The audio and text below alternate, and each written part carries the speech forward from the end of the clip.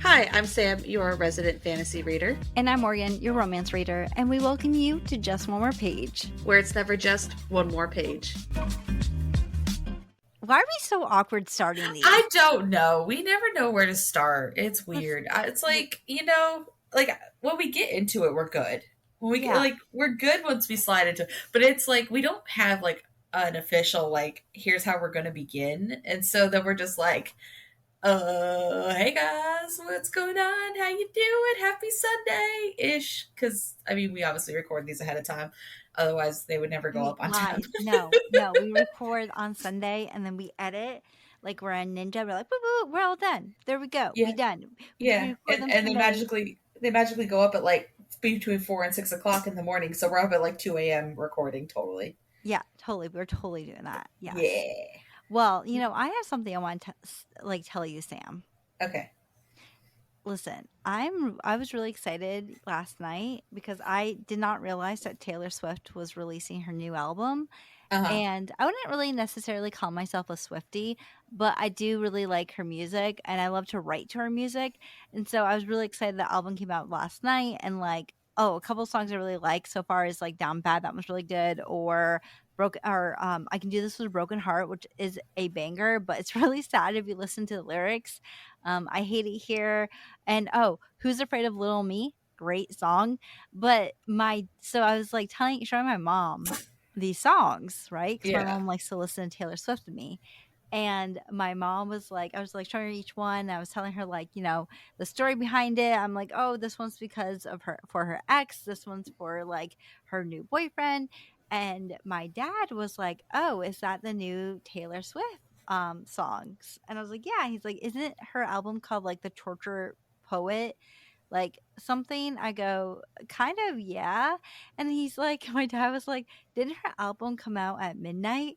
And I was like, yeah. And he's like, didn't her second album also, didn't like an extra album come out on 2 a.m.? I go, yeah. So I don't know how my dad knows these things because those are all truths.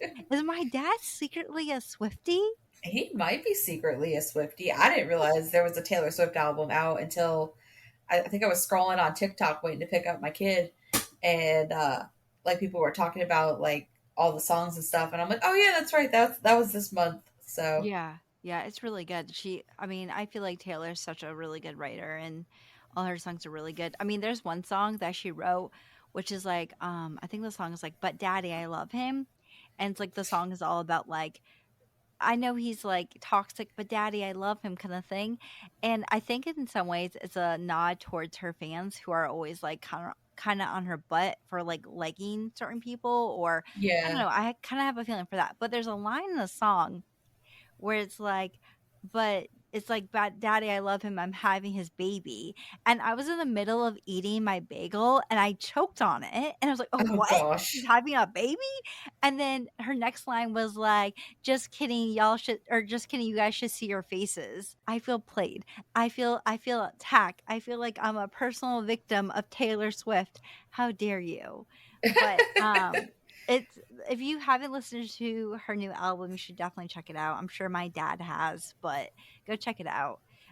It's a really fun album and something like I didn't realize it was coming out until like I saw something on TikTok. So it definitely was like a really nice surprise to like see her new songs and also see how people are reacting to her songs also. I don't know. I'm not like I enjoy Taylor Swift songs and stuff. I'm not a Swiftie either, but I won't be able to this weekend, but I'll definitely have to check out her album next week when I have a little more time. Yeah, definitely. I know this month is crazy for you. I know. I Let's know. see. I figured out from today, which so today is Friday the 19th. I have 11 days until my final, 2 weeks until my pinning, and I think 20 days till graduation. Crazy day. Is a crazy So month. so it is a crazy month because from pinning to graduation I have nothing. Like there's no test, there's no class, there's no, so it's just kind of like I'm just by May 1st I'll be free. That's crazy. I'll be free after May 1st. On May 2nd, I will have no. I mean, I'll still have to sit for my boards and stuff for school and Yeah. everything, or for my actual license and stuff. Is the boards really hard? Yeah. They They're, are. yeah. So basically, what the boards are is it's a national test And essentially what they call it, like a safety test. It's called the NCLEX, and it's have you ever heard of a computer adaptive test before? No. Okay, so basically, what a computer adaptive test is like, they'll give you a question, and if you get it right, they'll give you a harder question. And if you get that one right, they'll give you a harder question. But if you get the next one wrong, they'll give you an easier question. And you're kind of following this line, and you're kind of trying to stay above the line for so long that they're like, okay, you're good. You're not going to kill your patient. You can have anywhere from, now it's like 85 to 145 questions, and at any point the computer can just shut off. You don't know how many questions you're gonna, minimum you're gonna get 85, but you could have 119, you could have, like, I don't know, 92, and all of a sudden the computer shuts off and you don't know if you passed or failed for like 2 days. That is traumatizing. And, I would anxiety filled, would not be able to handle it. Another thing I'm not being able to handle right now is I just looked over at my window because my window is right next to my computer. Sorry to cut you off, Sam. no, Go you're fine, you completely good. off track. I am terrified right now. I just looked over at my window and there's a flippin' wasp building its nest. Wasp, he's building his nest on my window. So we have two wasps' nests on our porch, or at least we did. And I waited till they left, and then I knocked the nests down. Well, fun fact about wasps: you can knock that nest down like 800 times. They know exactly where they built the nest, and they will come back and rebuild the nest. It's really interesting to, like, because they're not going to do anything as long as you leave them alone. They're not going to attack you. Well, So I'm it's not, really I interesting to, mean, like, watch them build it, but at the same time, like, go away, not on my I house. can't. Well, this is the window where my dog likes to. Ooh, it just left. My dog likes to sit. My dog likes. I like to open up this window up wide, and my dog likes to come in, likes to stick her head out and stare at the neighbor like a Karen, because my dog likes to spy on the neighbors. So, no wasp here.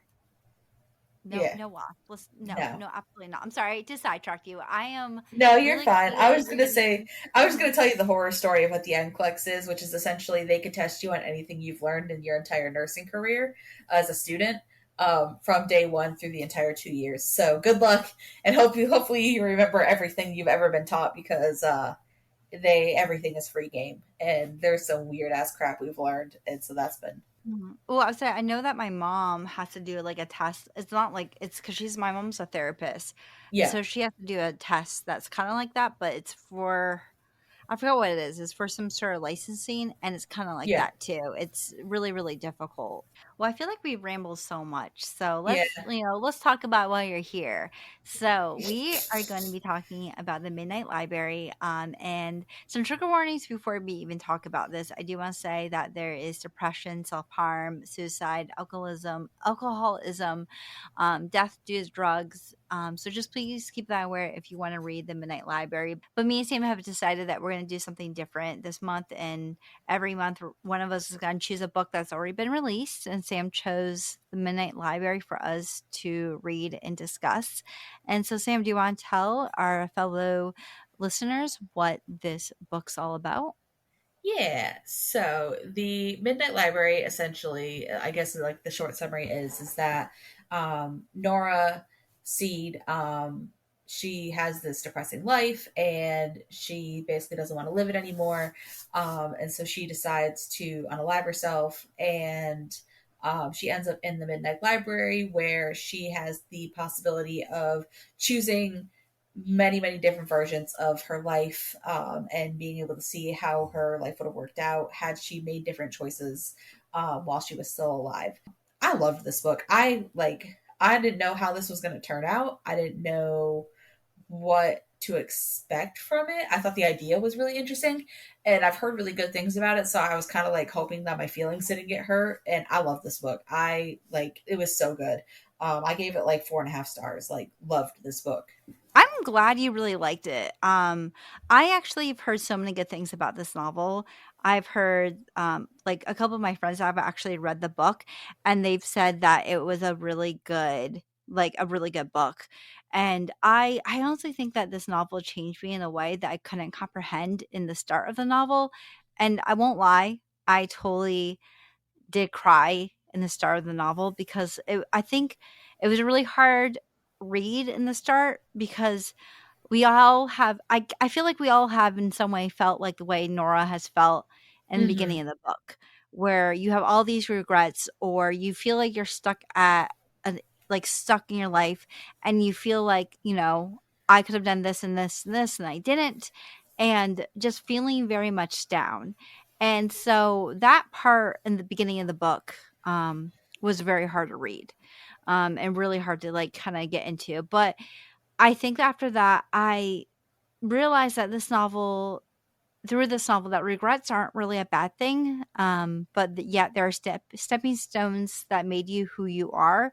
And I Hmm. understand, like, once again, why this is such a popular book and why some people recommend it. And I think this book was cleverly done and in some ways very inspiring. But I will say the only thing that negative thing I have to say about this book is that I felt like it was a little bit predictable, and honestly, there was only one way it could go. It wasn't like, I don't know. I just felt like you knew what was going to happen in the end, and I do wish there was more information about Nora in the Midnight Library. Even though this was an easy read, I do think is a heavy read. So if you want to check out the Midnight Library, just be aware of that.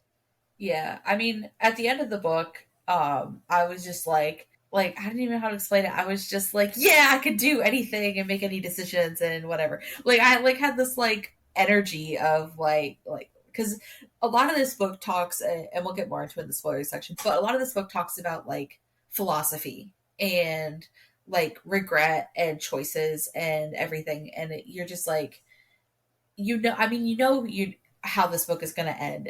Ironically, like about halfway through, you're like, oh, I already know where this is going to go. But following Nora on her journey through each life that she chooses, and then watching how she responds to it was very interesting. And then the revelations that she had about herself were super interesting as well. And that's why I love this book so much, was because I think I could empathize with her, and then I could also see myself in, like, not necessarily in her situation, but I could see her feelings, because we've all felt these feelings at the same time too at some point in our lives, and we'll feel them again at some point in our lives in the future. And it's just all about perspective and how you look at things. And I just thought, like, and I love that kind of stuff because I'm nerdy like that. So I had a good time with it. I knew how it was going to end, and I still had a good time with it. Honestly honestly, I feel like we have so much more to say about this novel, so I feel like we should go into our spoiler section of the podcast. If you haven't listened to the Midnight Library, then please go do that. Go read it or listen to it, whatever, fits your fancy, and then come back and listen to this episode. Also, if you don't want to, check out this episode and read it later, you should go check out our last week's episode. We read Ghost Station by S.A. Barnes, which was a spacey horror themed novel. But here we go into our spoiler section. So, Sam, where would you like to start? Would you like to start us off, or would you like me to start you off, or start us off? You could, Start yeah, you go ahead, off, start. start You start. off. You go. Firstly, me go. I go. Okay. You go. Um, I mean, what do you think I'm going to talk about first, Sam? Her and Ash, How did you know? because it's the romance in the book. I feel called out. Listen, I love their relationship. I honestly was really like when he came to her window and was like, "Hey, I think your cat died." By the way, that made me cry. I cried listening to that part of her cat dying.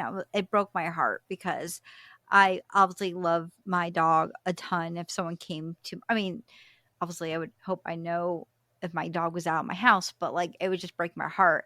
But when she goes back, and this is like, I would say her last life that she had, her last alternative life, which I don't quite understand why she didn't choose this as her like third or fourth life, but whatever. Hmm. I would have been like, listen, let me go through every single boy I had a crush on and let me see how it would have been with each one of them. But um, I really love their relationship, and I really like the fact that she had a daughter and that her and Ash fit really well together. And it was really quite interesting because I feel like in most of the worlds that she was in, she didn't last that long. She was like Hmm. pretty much like someone, like she was in it for like a little bit, or if not a night, and then she was gone because either something embarrassing would happen or she would realize this isn't life for me. Like when she was a musician, she found out that her brother passed away from a drug overdose, and immediately she was like, this is not the life for me. So it was really nice that in this part, she was able to spend so much time with Ash and with Molly, and that she also were to gain back memories. But there's always this thing in the back of her head where she was like, this isn't really my life, because Yeah. she came in it in the beginning or in the middle or in the end of something. And she's like, this really isn't my life. Like, I didn't deserve this life. But what did you think about her Ash relationship? I'm glad she at least like found one reality where she was like thoroughly happy and how compatible her and Ash were. Like that section of the book, what got me was her relationship with Molly.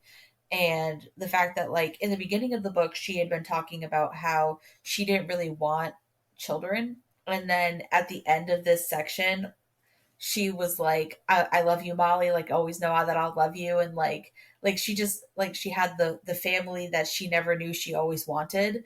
And I was just like, like even though I knew what was going to happen, I knew she was going to end up back in her original life. This could have been the ending of the book. She could have just been happy in this section of the book because her and Ash were so compatible with each other, and they were Mm-hmm. so good with each other and everything. But my thought process too was that like if you know that now, like you know you're compatible, and that's what happened if you had said yes to that coffee date. Like that coffee date wasn't that long ago that he had asked you out. Like you still had an opportunity like to go and like go ask Ash out and maybe Which like create that reality. So I was hoping that she would just go ask him out for a cup of coffee or something at the end. which question, do you think that she did ask him out? Like, and we didn't know about it? Like, because the book ends in a way of her, spending time with her brother, and her brother is like, "Hey, I think this guy at my gym likes me." And she's like, "Date him, date him." Like, he's like, "I don't even know if he's gay." Yes. And she's like, "I don't care, date him," because we all Yeah. know that in the life that she had with Ash, her brother was married to this guy. So she's like, "Date him." Do Yeah. you think that she is going to get with Ash? She would be stupid not to for how happy she was. But then she gets to see it from the beginning and then gets Exactly. to get Molly and gets to raise Molly. And maybe she goes back to school and does all the things that made her really happy in that life, but gets to see that life from the beginning. So maybe like even though she technically chose her original life, that that's the life she can choose. Like Yeah. does that make sense? Like it's a Yeah. very backwards philosophical way to look at it, but like she chose that book and was happy in that book, but she couldn't have that because she didn't feel like she belonged in it because she started in the middle. Where if Yeah. she went and asked Ash for coffee, she can start at the beginning and get to live it all the way through and have like the confidence that like this is her future and that she's happy with it, as long as she doesn't mess it up in between. But Yeah. So my question for you is yep. that um the Midnight Library obviously is a pearl world where you get to live lives that you never got to live, and Mhm. even take chances you didn't take. If you had the chance to redo any of your regrets or any choices that you would think twice of, would you do it? And do you think your life would be different than how it is now? So I had a feeling you were going to ask me this question, and I actually had a Ooh. long thought about it too. Um, no, and even with all the regrets I have, I wouldn't change anything. And I mean, I could say like, I wish I didn't go to school to get my bachelor's degree, my original one, because now I'm in all this debt. But then I wouldn't have gone to Spain and wouldn't have learned to speak Spanish as well as I can, and wouldn't have had all the opportunities and met all the people that I met for that. Um, did I end up becoming an engineer? Do I regret doing the AI course? A little bit. But then I wouldn't have met Derek and I wouldn't have my home and I wouldn't have my kid. And I like it's like, yeah, I have my regrets, but those decisions dramatically affected my future and where I'm at right now. And if I went back and changed any of them, I don't know how if I would be as happy as I am today. Could it be possible that I would be happier? Yeah, but I'm very happy in the life that I have, and I'm very solid in the life that I have. And it's because of the decisions that I've made through my life that have gotten me to this point. And so I wouldn't want to change anything because I like where I'm at. I love my life. Um, So, I mean, theoretically, yeah, I'd like to change some stuff, but not really. No. Do I wish I could go back in time and change things? Yeah. Like, do I wish I could, go to do journalism instead of doing like my degree I did? Yeah, I do. But I feel like in the long run of things, these mistakes I've made have made me the person I am, have made me a stronger person. Like, do I regret moving down so early in my life, away from my hometown? Yeah, a little bit. I think it was like a big struggle for me coming from a small town to like a bigger city and having to realize that no one has you except yourself. But these things have made me the stronger person.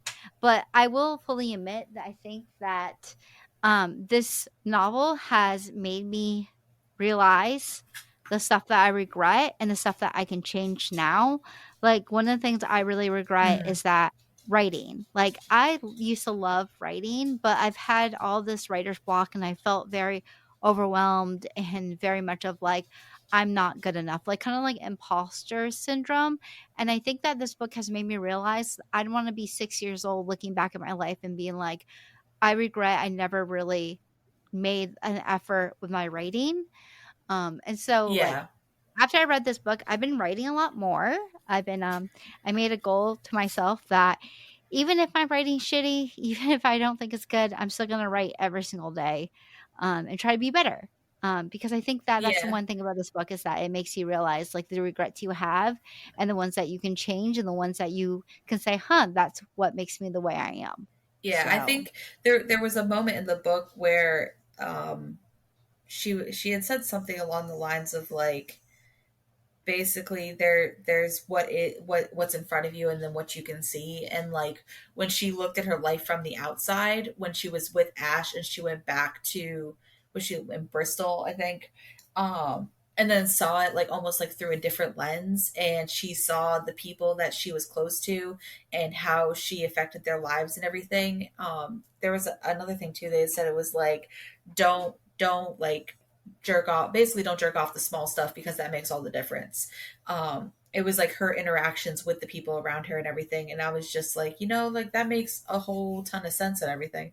And that she had also said too that she can't go back and fix her mistakes, like she can't like magically become a pop star, and she can't just become a glaciologist, which is so random, but whatever.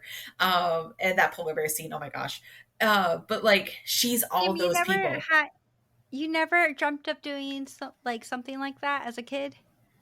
I No, I wanted to be used an to. I astronaut. used to want to be. My original dream as a kid was to be an astronomer. Like I Oh wanted to my work god, for I wanted to NASA. be that's what I wanted too. I wanted to be an astronaut, but then I realized I'm too small for it.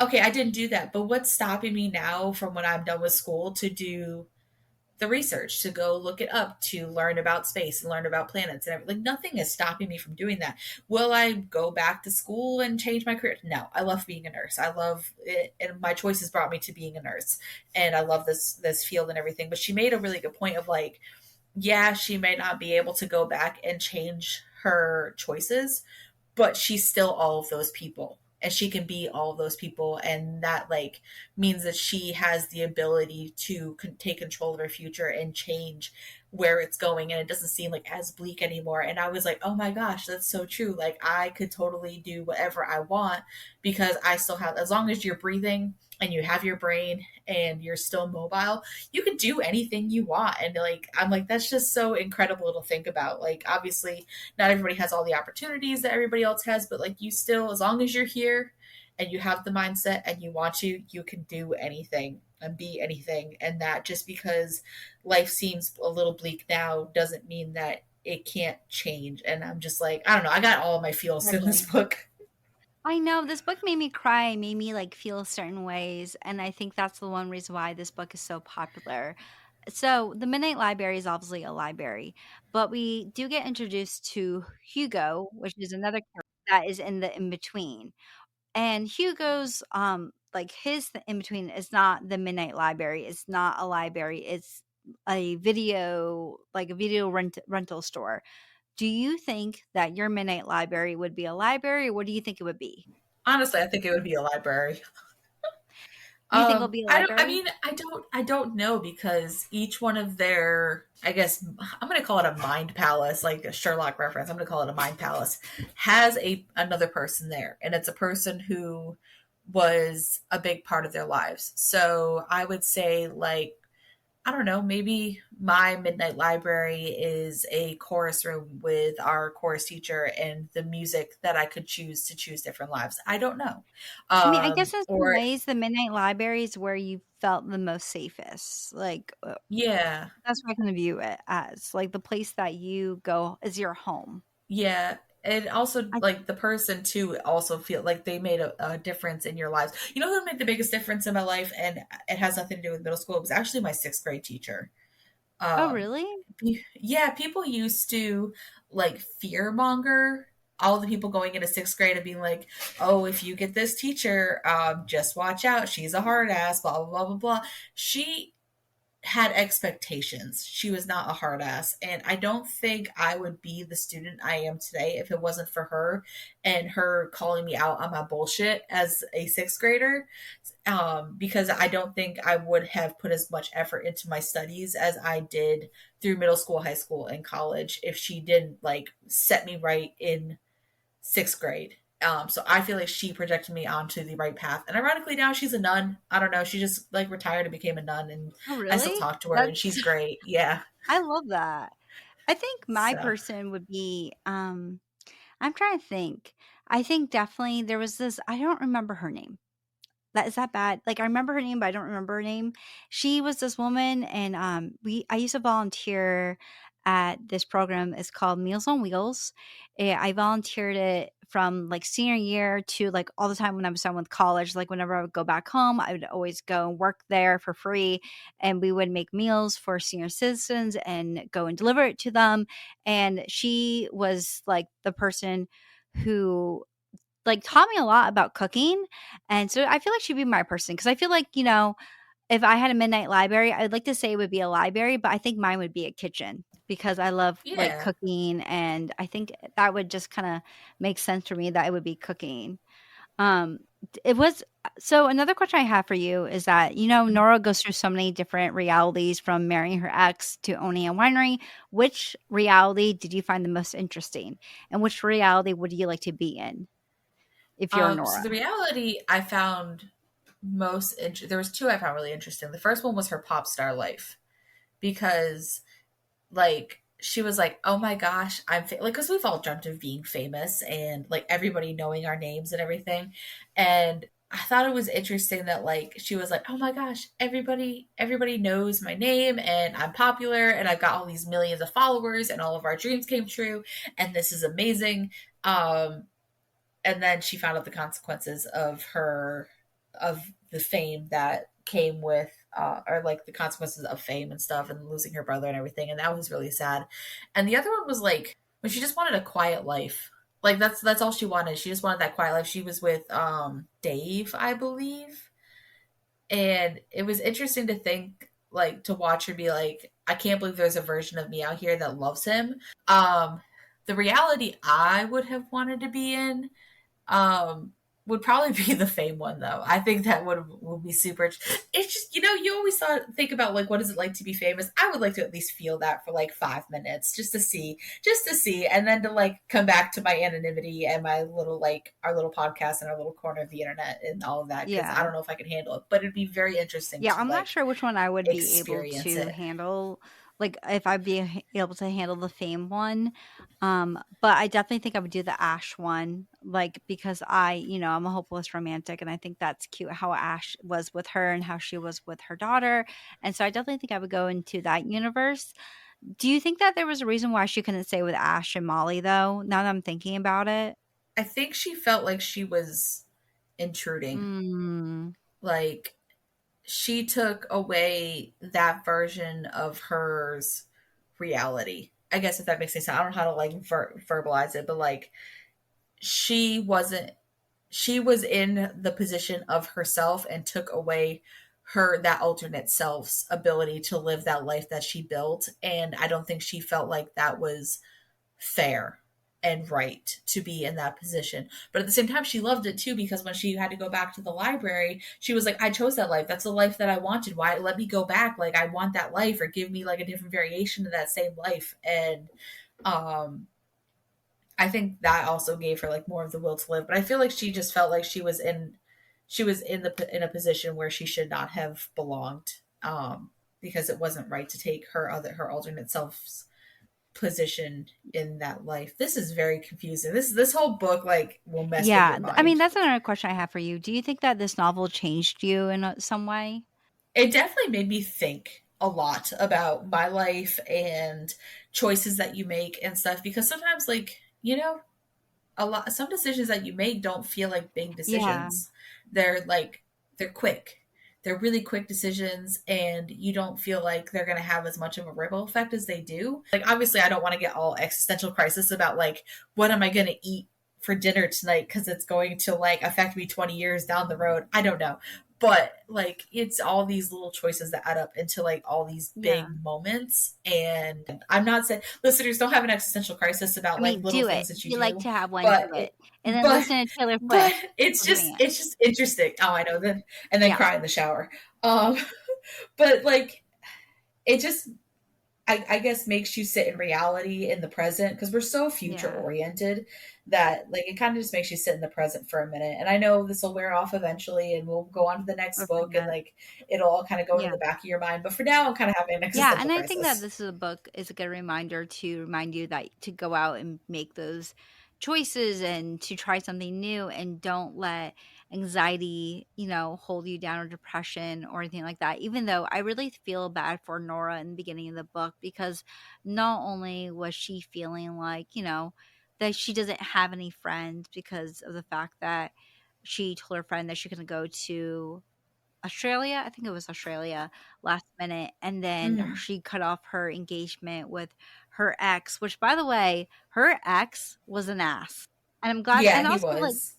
yeah, he was not like the greatest person. And I also think for a fact that Mm-mm. she realized that like, I think there's a part in it where she was talking about Dan, and she was saying that Dan, um, he wasn't nice to the waiters or the waitress.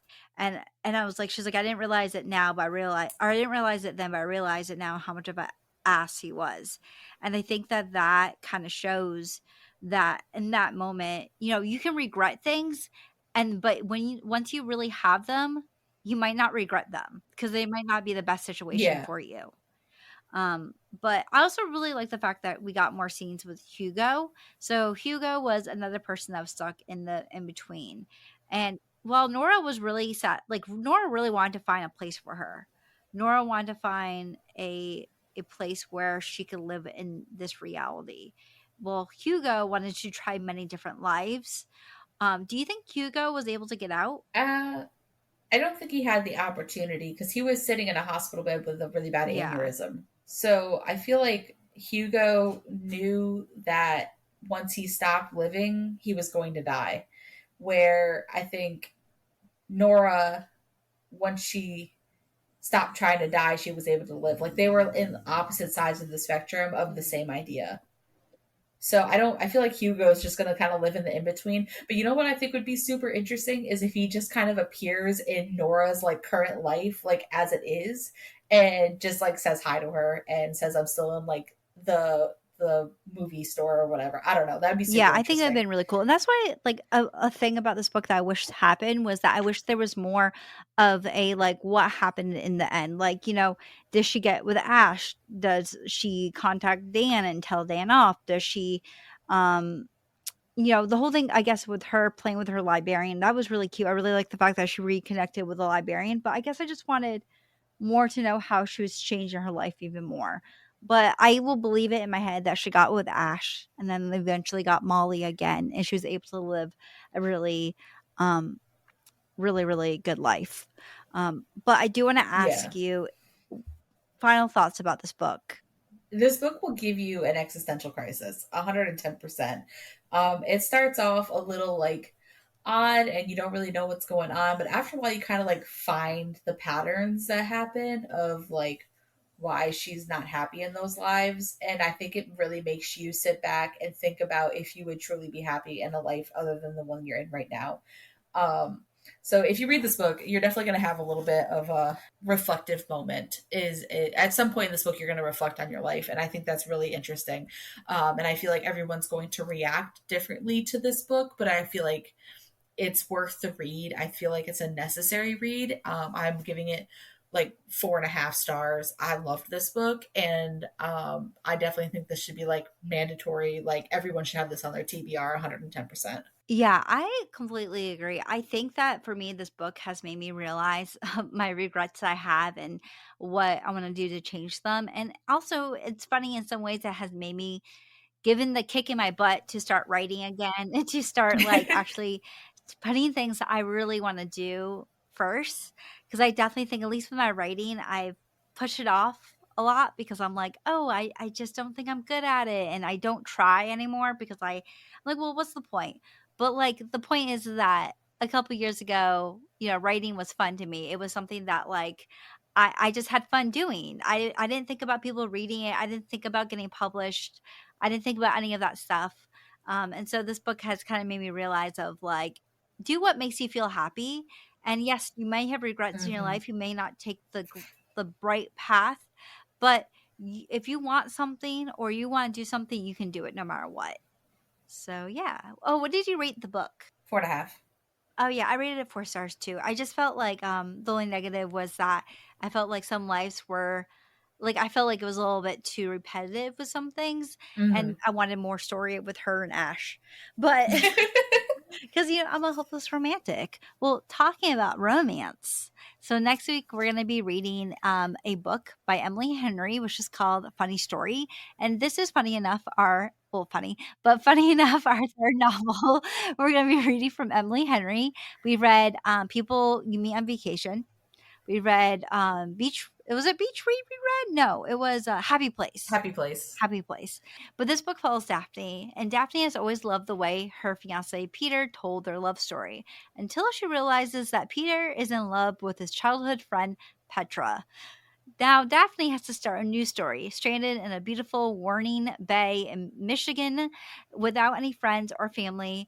She has finally started her new dream job as a child librarian, although it pays barely nothing. And to top it all off, her new roomie is none other than Petra's ex, Miles.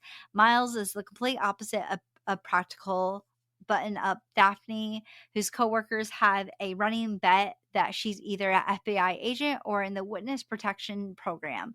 But one day, Miles and Daphne decides to post misleading photos of their summer adventures together. Well, who could blame them, right? But it's just for show, and there's no way Daphne could be falling in love with her ex's ex fiance. XXX, yeah. So I'm really excited to read this. I absolutely love Emily Henry's writing, and also I'm really excited to get a good love story because I feel like we haven't read a love story recently, have we, Sam? It's been a while. Yeah, because last week was spacey horror. The week before that was fantasy.